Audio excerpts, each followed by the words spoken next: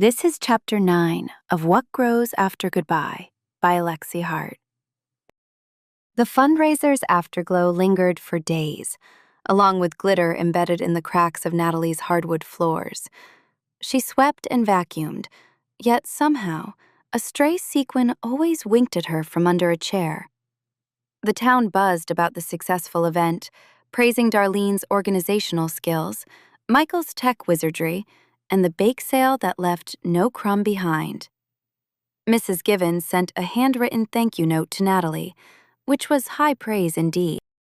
A week later, the cottonwood trees along the streets turned the faintest shade of gold. September tipped toward October, and with it came Jacob's fall break. Natalie had been counting down the days, excited and nervous. It would be the first time her son came home to find someone else's toothbrush in the bathroom, metaphorically speaking. She wanted him to like Michael. She needed him to understand that moving on didn't mean moving away from Ben or from Jacob. Jacob texted her early Wednesday morning. "Drive safe. Watch your speed. Do you need gas money? Do you need anything?" Jacob: "Mom, I'm 19. I have a job. Stop." Never. She spent the morning cleaning compulsively. The house wasn't dirty, but she wiped down counters, fluffed pillows, and even swept the porch. She baked Jacob's favorite chocolate chip cookies, the ones Ben used to call happiness discs. She looked at the vase of wildflowers Michael had brought over 2 nights ago and wondered if she should hide them. Then she shook her head. Jacob was an adult. He could handle flowers. At noon, a familiar car pulled into the driveway. Natalie wiped her hands on her apron and stepped onto the porch in time to see Jacob climb out, taller and leaner than when she dropped him off at college a month ago. His hair was indeed a shade of blonde that bordered on platinum, and his arms looked more muscular. He smiled when he saw her, and for a moment, he was 5 again, running across the yard with grass-stained knees. "Mom!" he yelled, jogging up the step. She met him halfway, wrapping her arms around him. He smelled faintly of detergent and cheap cologne, and when he lifted her off the ground in a hug, she laughed. "Put me down!" she squealed, swatting at him. He set her down gently and kissed her cheek. "Sorry, Jim Gaines." He rested his forehead against hers for a moment, the smallest touch somehow more intimate than anything else. She cupped his face, studying him. "You're too skinny. Are you eating?" He rolled his eyes. "Yes, Mom. The dining hall has edible things sometimes. Also, I've been cooking. Ramen counts as cooking, right?" She shook her head, smiling. "Come inside. I made cookies." They settled at the kitchen table, warm cookies between them. Jacob devoured 2 in quick succession, then leaned back and sighed. So good. Dining hall cookies taste like sadness. Natalie laughed. "I'm glad I can restore your faith in sugar." She hesitated, then plunged ahead. "So, I need to tell you something, or rather, introduce you to someone. Michael will be here in about an hour." Jacob's brows shot up, but he didn't look surprised. "The faucet guy?" "Yes," she said. "We're seeing each other." He chewed slowly, considering. "How serious?" "Serious enough that I want you to meet him," she said honestly. "But still new. We're taking it slow." Jacob nodded, washing down his cookie with milk. "Okay, I figured it was more than a faucet. You've been smiling a lot in your texts." "I have?" she said, surprised. "Yeah, your emojis are enthusiastic." He grinned. "I'm happy for you, Mom. Seriously, Dad would be happy too." Relief flooded her so quickly her eyes stung. "Thank you, honey. I needed to hear that." Jacob reached across the table and squeezed her hand. "I miss him every day. But I don't want you to be alone forever. If this guy makes you smile like that, then I want to meet him.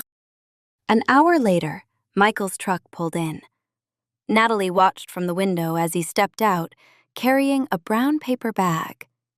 She hadn't told Jacob much about Michael beyond his name and the fact he was an old friend. Jacob stood next to her, arms crossed, as if preparing to meet a potential employer. "Relax," she whispered. "He's not grading your essays." Michael knocked, and she opened the door. His eyes flicked from Natalie to Jacob, assessing. He smiled warmly. "Hi, you must be Jacob. I'm Michael." He held out his hand. Jacob shook it, his grip firm. "Nice to meet you." He looked Michael up and down, taking in the jeans and t-shirt, the slight stubble, the easy smile. "You were in the yearbook club with my dad, right?" Michael laughed. "I was in AP English with both your parents. Your dad made fun of my braces." Jacob grinned. "Sounds like him. Come in." They gathered in the kitchen. Michael set the paper bag on the counter and pulled out a box of pastries from the bakery. "I brought donuts. I didn't want to show up empty-handed." "He didn't have to," Natalie said, but she was touched. "It's either donuts or I try to impress your son by talking about TikTok, and I don't think anyone wants that," Michael quipped. Jacob snorted. "Please don't. My brain will explode if you do the renegade dance." Natalie's eyes widened. "The what?" "Exactly," Jacob said, sinking his teeth into a chocolate-glazed donut. They chatted about college life, Jacob's classes, his roommate's weird dietary habits. "He only eats food that's beige," Jacob said, baffled. The open mic nights Jacob had attended with his guitar. Michael listened attentively, asking thoughtful questions and sharing his own college memories. Late-night coding sessions, surviving on Pop-Tarts, the time he accidentally set off the fire alarm in his dorm by trying to cook bacon on a hot plate. "So, you're some tech genius?" Jacob asked at one point. Michael shrugged. "I started a software company, got lucky, sold it. Now I'm trying to figure out what's next." "And you came back here?" Jacob sounded surprised. "Yep," Michael said. "Needed a change. Wanted to be closer to my family. Maybe reconnect with people I shouldn't have let slip away." He glanced at Natalie, and Jacob noticed. Jacob nodded. "Cool." He leaned back in his chair, then blurted, "Are you going to marry my mom?" Natalie nearly choked on her donut. "Jacob!" Michael's eyes widened. Then he laughed. We haven't discussed that." He looked at Jacob seriously. "But I care about your mom a lot. I'm not here to mess around. If this keeps going the way it's going, I'd like to stick around. But we're not picking out china patterns yet." Jacob nodded, satisfaction crossing his features. "Okay, checking. I don't want her to get hurt." "I don't either," Michael said, meeting Jacob's gaze. "That's the last thing I want." The tension eased. Natalie exhaled. "Who wants more cookies?" she asked, clearing her throat. They spent the afternoon playing card games, spades and Uno, and a chaotic round of exploding kittens. Michael laughed when Jacob played a nope card on him at a crucial moment, and Jacob pretended to sulk when Michael and Natalie ganged up to force him to draw multiple cards. The competition broke any lingering awkwardness, and by the time they ordered pizza for dinner, Jacob was offering Michael a beer from the fridge like they were old buddies. Later, as they watched a movie in the living room, Jacob leaned over to Natalie and whispered, "I like him." Her heart swelled. "Me too," she whispered back. The next morning, Jacob slept in. College had apparently turned him into a night owl. Natalie woke early and slipped out to meet Darlene for coffee before her shift at the bookstore. They sat outside at the cafe, steam rising from their cups as the fall breeze made Natalie tug her sweater tighter. "So, how'd it go with Jacob?" Darlene asked, taking a bite of her scone. Better than I could have hoped, Natalie admitted, smiling. He likes Michael. He asked him if he was going to marry me within 15 minutes.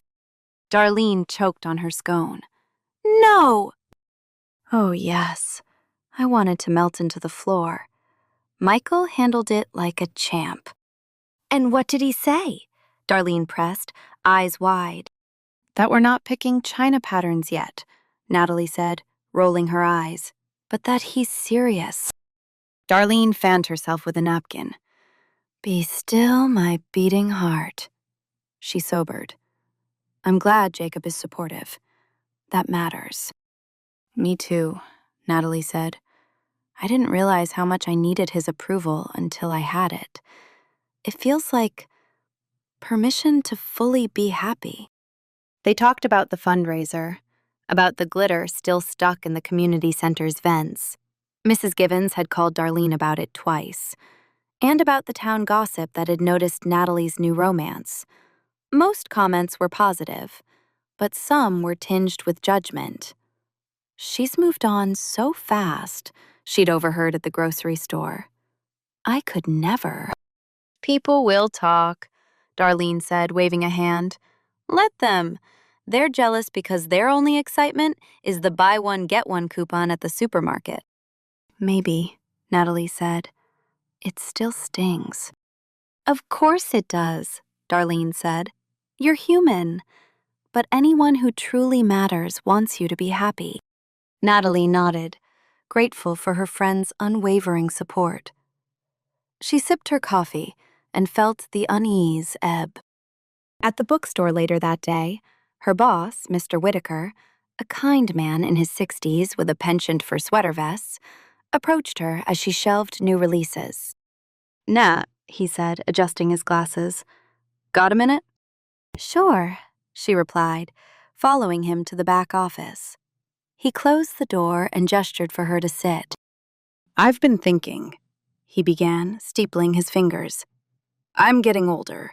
My wife wants to spend more time traveling, visiting our grandkids. The store has been my life, but I can't run it forever. I'd like to step back next year. Natalie frowned, confusion and concern mixing.